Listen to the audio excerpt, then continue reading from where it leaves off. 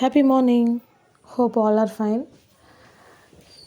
இந்த இயற்கையை நம்ம நின்று கொஞ்சம் ரசிச்சிருக்கோமான்னு பார்த்தா அது ஒரு பெரிய கொஷின் தான். ஏன்னா நம்ம இருக்கிற பரபரப்பான இந்த உலகத்தில் அதுக்கெலாம் நமக்கு டைம் இல்லை.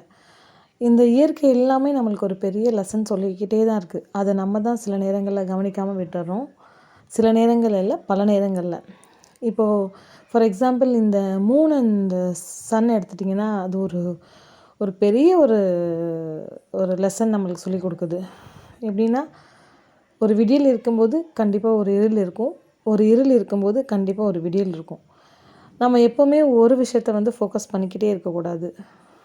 ப்ளஸ்ஸும் இருக்கும், மைனஸும் இருக்கும் லைஃப்பில்.